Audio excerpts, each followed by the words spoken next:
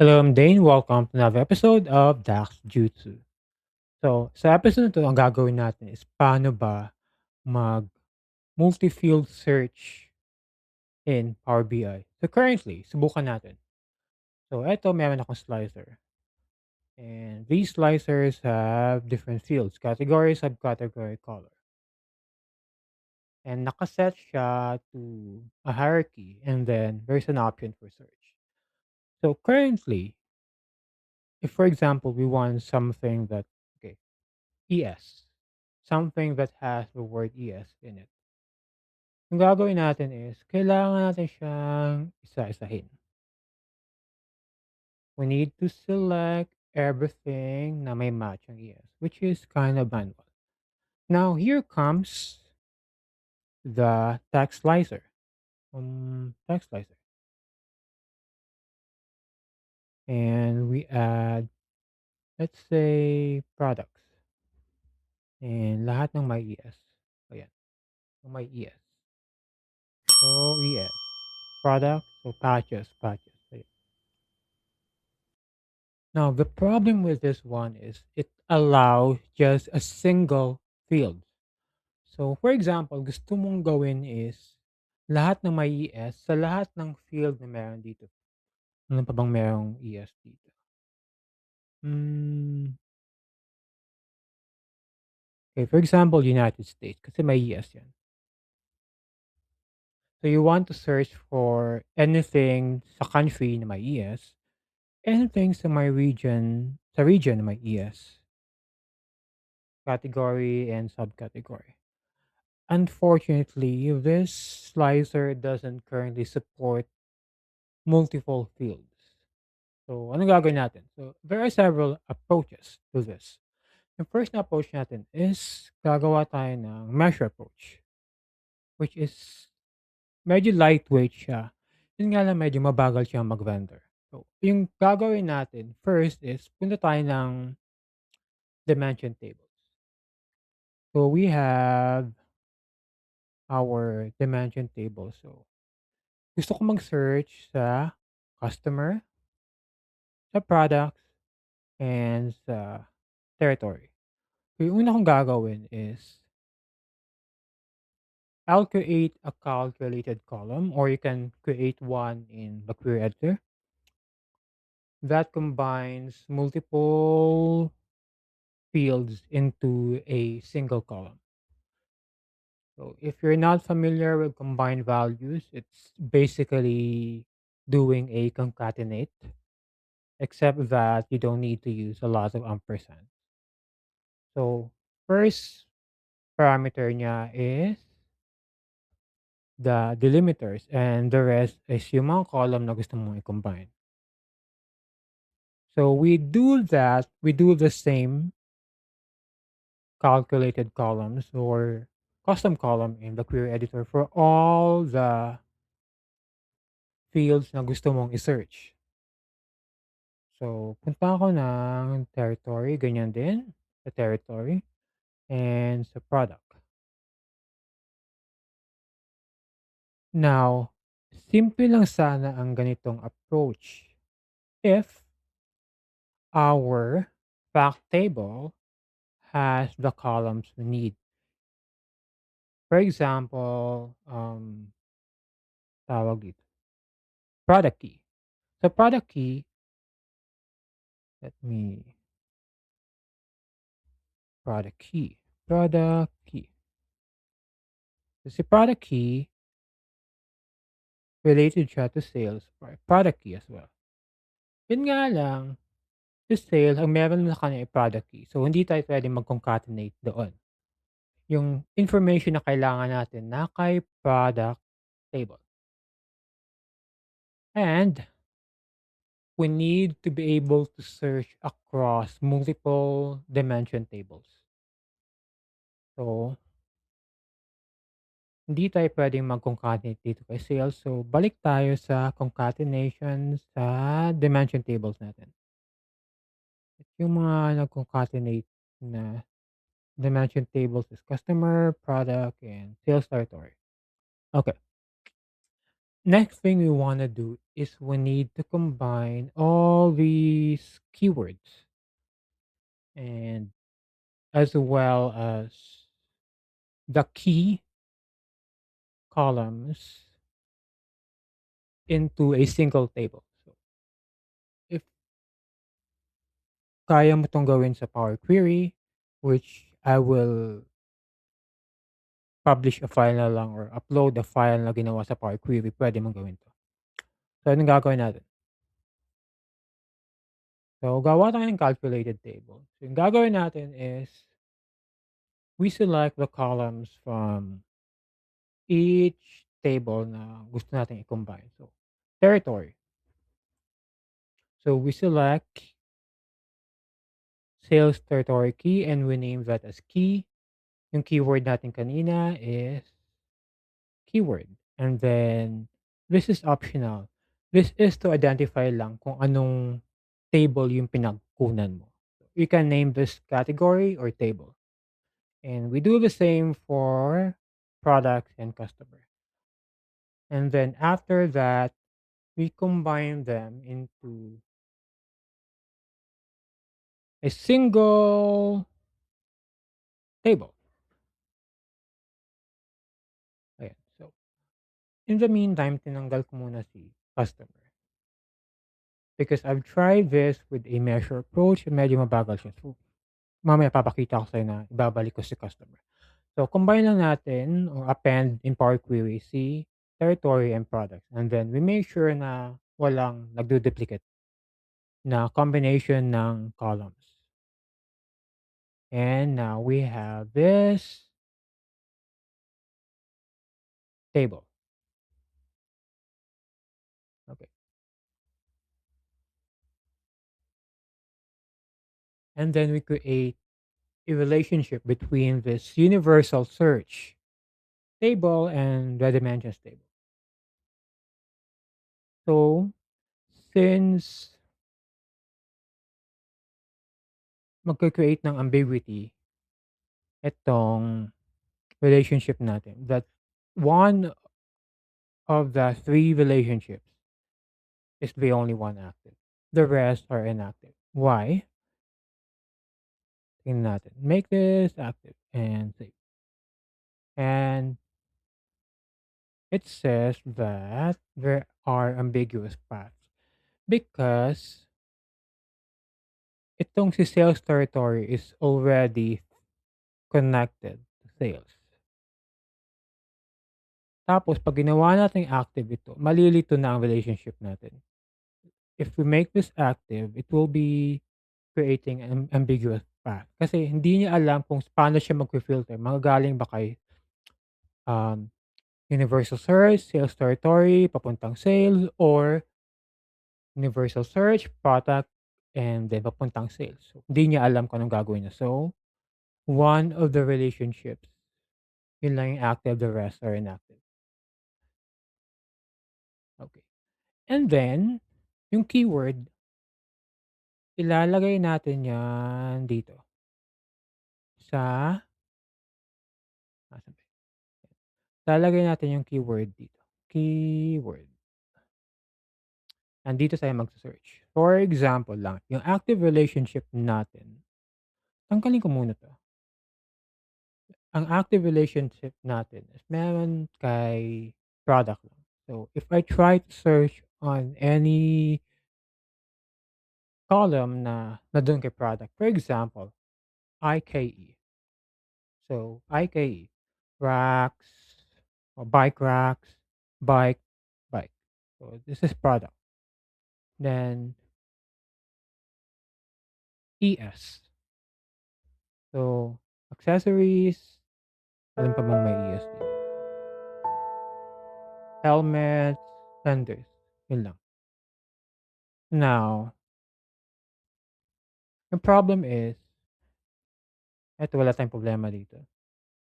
The next problem is, paano tayo magse-search kay sales territory and customer samantalang wala tayong active relationship. That is what I was saying earlier, gagamit tayo ng measure approach. So, eto ang measure ko ngayon. Ta's meron tayong inactive relationship kay territory tsaka kay customer. Then we can use relationship to invoke that inactive relationship. And then we can just sum the results of this. Ayan, nakasum.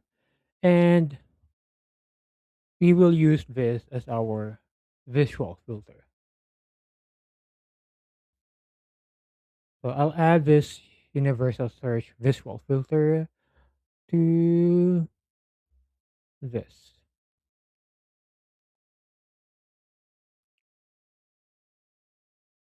So search ako ng HQ. Ayan, HQ. It's searching. But gaya ng sinabi ko kanina, this can be a very, very slow approach. Basta measure tapos maraming rows or maraming rows. Kasi itong si customer natin, maraming rows yan. So 18,485 rows. Tapos gagamit tayo ng inactive relationship. So balik ako kay universal search and then ilalagay ko si customer. Customer,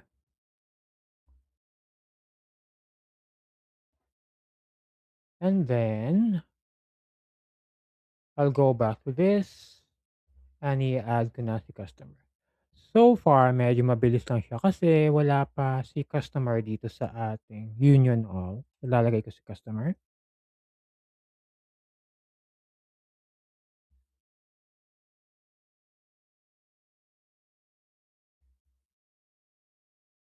Universal search, customer. Mhm. And next natin gagawin is wala tayong customer field dito. Maglalagay lang tayo ng, for example, customer name. And this is where the problem starts. Ang tagal niyang mag-load. Kasi malaking table yung customer natin. So, ibig sabihin ngayon, the measure approach will work up to some extent. And now, kailangan natin gawin is to use a different approach. Okay. So, I'll remove this and I'll do something else.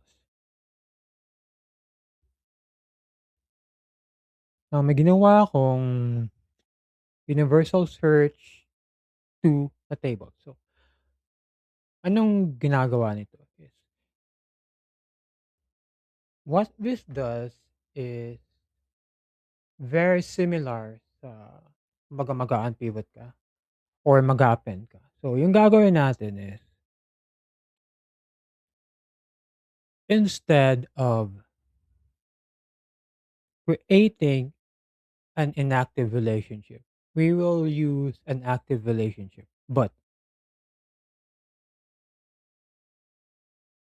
this will use a many-to-many relationships. Okay, so first na gagawin natin is, katulad pa ng ginawa natin sa universal search, same lang din naman. Dito sa second version,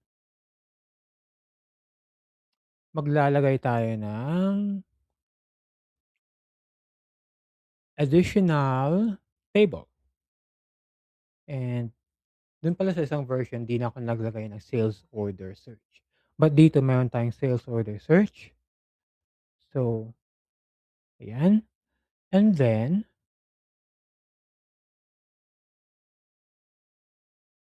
we will create a union of these four tables.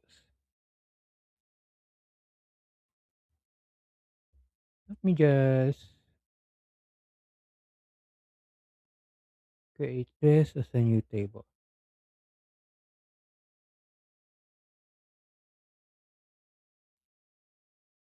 And name this 3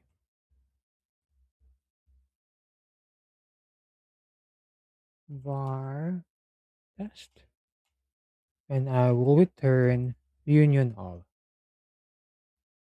Return union all. So dito kasi wala pa tayong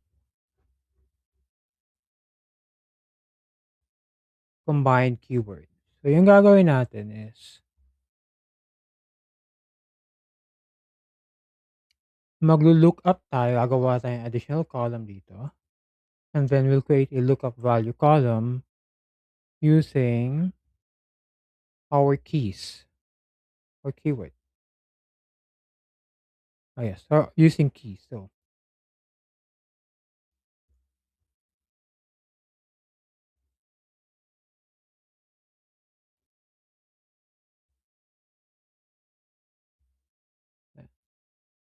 medyo mahaba-haba siya. So mag-lookup tayo using keys. So itong key -1, hahanapin natin or hahanapin natin sa keyword kung sorry, hahanapin natin sa product and then equivalent keyword niya kung product itong ating category dito. So, that is why meron tayong category column para ma-identify natin 'pag nag-lookup tayo kung saang table natin siya hahanapin. And one more thing pala is, sa ganitong approach, we need to be able to identify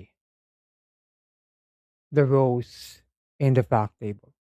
That is why meron tayong sales order line, which here, which identifies the row in this fact table. Now, kung wala kang sales order line, wala kang anything like record ID, you can create an index column in the query editor and use that as the sales order line key.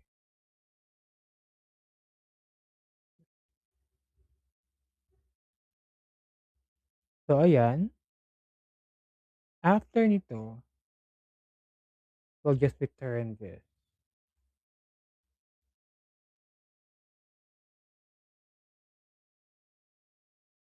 And since etong SO natin, wala siyang keyword kasi galing lang naman siya doon sa ating fact table. Itong final natin, 'pag sales order ang nakalagay, we simply format sales order line as a text. So, ayan. So, kung sales order itong nandito, automatic sales order line yung papakita niya dito as a text. So, I'll delete this kasi meron na tayong universal search too. And delete from model. And then this. Now, gaya ng sinabi ko kanina, we'll be using many-to-many relationship. Bakit? Kasi umuulit itong ating sales order line key. Copy that equals, and ayan, ilang beses siyang umulit? 4 na beses siyang umulit kasi 4 na tables yung kinumbine natin. So, the product, the territory, the customer, and then the sales order.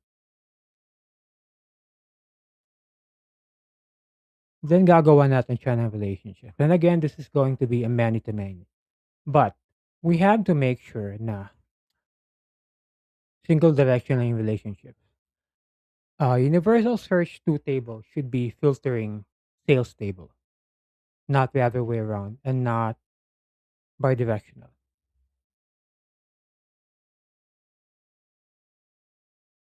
So even without a measure, we can easily filter or search across different dimensions. For example lang, ES. ES is nasa country, which is territory, nasa category, which is product. And meron ba sa customer? Hmm. Customer, we have ES Jones. Yeah, Jones. And then I'll search for that. And here we go.